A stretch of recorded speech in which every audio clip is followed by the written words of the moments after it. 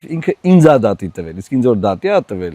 դա նույնն է, ոնց որ ինչ անես, չգիտեմ։ Գնաս, ասենք Ռոնալդոյի հետ ֆուտբոլ խաղաս, էլի, ասենք անիմաստ։ Խոստովի գագաթին եք 3200 մետր ծովի մակերևույթից բարձր։ Մինչ արձակուրդում գտնվող վարչապետը Սյունիքում Խոստոփի բարձունքն է հաղթահարում, Էդմոն Մարուքյանը Նիկոլ Փաշինյանին զգուշացնում է, իրեն դատի տալը նույնն է, թե Ռոնալդոյի հետ ֆուտբոլ խաղալը։ Հիմա ասենք Քոչարյանը կեղծում էր ընտրությունները, Սերժը կեղծում էր, նույն համակարգի վրա նստել ես, նույն ձևի կեղծում ես, նույն ձևի կեղծել ես։ Սա համար պետք է գլխով պատասխան տաք։ Ու անձամբ դու Նիկոլ, անձամբ դու փաստը ձեռիս հեսա ցույց եմ տալիս։ Էսեք դուք։ Սովորական, տարական, ասենք, բան պուճուր ընտրակեղծարարներ։ Ընդդիմադիր Լուսավոր Հայաստանի ղեկավար Էդմոն Մարուքյանի ֆեյսբուքյան այս լայվը վիրավորել է վարչապետ Նիկոլ Փաշինյանին եւ նա դիմել է քաղաքացիական դատարան։ Դատական դեպարտամենտի կողմից Ազատությանը տրամադրված հայցադիմումից պարզ է դառնում, որ Փաշինյանը պահանջում է պարտավորեցնել Մարուքյանին ներողություն խնդրել վիրավորական արտահայտությունների, մասնավորապես իրեն տարական պուճուր ընտրակեղծարար անվանելու համար։ Վարչապետը սա որակել է զրպարտություն եւ նաեւ պահանջում է հերքել այս խոսքերը, ինչպես նաեւ պարտավորեցնել Մարուքյանին վճարել 6 միլիոն դրամի փոխհատուցում։ Փաշինյանի այս հայցադիմումը, որ քաղաքացիական դատարան է մուտքագրվել հուլիսի 9-ին եւ հենց հաջորդ օրը մակագրվել է դատավոր Աննա Շիլաջյանին, դեռևս վարույթ չի ընդունվել։ Էականն այն է, որ այս համակարգը դարել է նաեւ ընտրակեղծարար, որ մենք ասում ենք երրորդ ժամկետով, որ մարդ ընտրությանը մասնակցում է, դառնում է ադրբեջանացնում է երկիրը, հասկանում եք, դառնում է ավտորիտար համակարգ, այսինքն կեղծել եք դուք։ Դատական հայցի պատճառ դարձած ֆեյսբուքյան այս լայվը Նիկոլ Փաշինյանի երբեմնի թիմակից հատուկ հանձնարարություններով նախկին դեսպան Էդմոն Մարուքյանը արել էր հունիսի 7-ի ընտրություններից 2 օր անց, երբ հայտնաբերել էր, որ Լուսավոր Հայաստան կուսակցության օգտին քվեարկած ձայները կենտրոնական ընտրական հանձնաժողովը մի քանի տեղամասերում չէր հաշվարկել։ ԿԸՀ-ն դա տեխնիկական խնդիր էր համարել։ Այդ խնդրի մասին ի դեպ առաջինը բարձրաձայնել էր այժմ կալանավորված գործարար Գագիկ Ծառուկյանի Բարգավաճ Հայաստանը։ 21-17 տեղամաս 6 ձայն ենք ստացել, ԿԸՀ-ում 0 ձայն, 21-24 1 ձայն, ԿԸՀ-ում 0 ձայն, 21-29 տեղամաս 3 ձայն, ԿԸՀ-ում 0 ձայն, 21-32 տեղամաս 4 ձայն, ԿԸՀ-ում 0 ձայն։ Այսինքն փոքր գյուղերում 6 հոգի, 4 հոգի, մի հոգի գոնե եղել է, գնաց ընտրել է մեզ։ Ինչա արել Նիկոլը։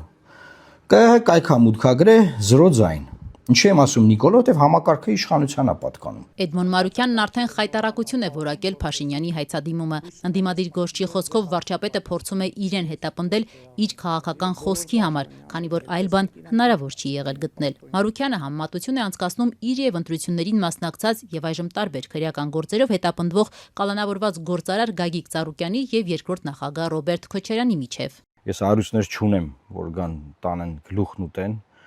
Բիզնեսներով չեմ զբաղվում, որ գնան փակեն, ակտեր գրեն, չգիտեմ, հետապնդեն։ Երբևէ գործադիր որևէ պաշտոն չեմ զբաղեցրել, որ ասենք, չգիտեմ, մի հատ աուդիտ անեն, դեմ մի բան ման գտնեն։ Երբևէ հանրապետության նախագահ չեմ եղել, որ միլիարդներ թալանեմ, հետո ասենք կոպեկներ ապօրինի գույքով պահանջեն, եւ այն որ ասում են, գիտեք, կլասիկ քաղաքական գործին ոնց կան հետապնդեն։ Փորձել քաղաքական խոսքի համար հետապնդել, որը մեծագույն աբսուրդ է, բայց հա, օքեյ, թող փորձեն։ Հղումանելով մարդու իրավունքների եվրոպական դատարանի նախադեպային իրավունքին, Լուսավոր Հայաստանի ղեկավարը նշում է, որ քաղաքական գործիչը մեկ այլ քաղաքական գործին քննադատելու համար չի կարող հետապնդվել։ Բայց քանի որ վարչապետի հայցադիմումն արդեն դատարանում է, Էդմոն Մարուքյանն ակնկալում է, որ Փաշինյանն անձամբ գա դատարան ու բացատրի, թե ինչպես եւ ինչից է վիրավորվել։ Հիմա ինքը պետք է գա դատարան եւ ասի, թե ինչ է զգացել այդ պահին, երբ որ նայել է այդ տեսա ուղերձը եւ ինչ ապրումներ ա ունեցել է, որ իրան ասել են դու ընտրակեղծարար ես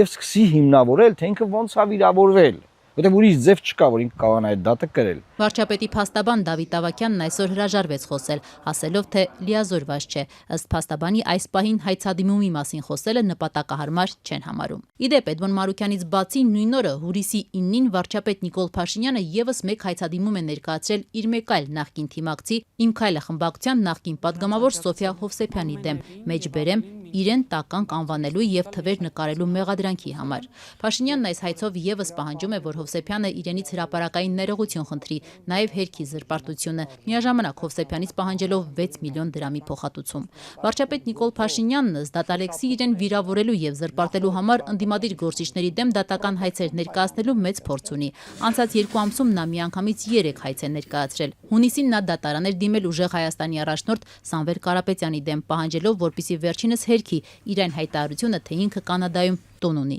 Վարչապետը միլիարդատեր գործարարից նաև 6 միլիոն դրամ էր պահանջել։ Անցած ամիս Փաշինյանը հայցադիմում է ներկայացրել նաև ուժեղ Հայաստանի դեմ, պահանջելով, որ այս կուսակցությունը հերքի տեղեկությունն ըստ որի Հայաստանի վարչապետ Նիկոլ Փաշինյանը հաստատել է, թե Հայաստան է բերելու 300,000 ադրբեջանցի։ Ուժեղ Հայաստանից եւս Փաշինյանը 6 միլիոն դրամ է պահանջում։ Այս հայցադիմումն արդեն վարույթ է ընդունվել։ Անցած մայիսին Նիկոլ Փաշինյանը կրկին դիմել է քաղաքացիական դատարան, կրկին Սամվել Կարապետյանի դեմ, պահանջելով, որ միլիարդատեր գործարարը հերքի իր այն հայտարարությունը, համաձայն որի Փաշինյանը Չինաստանից 1 տոննա հալյուցինացիաներ առաջացնող սունկ է գնել ու Հայաստան բերել։ Սնկերի գործը եւս վարույթ է ընդունվել։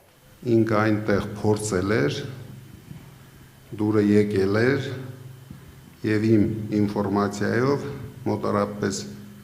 1 տոննա հետը առել բերել է Հայաստան։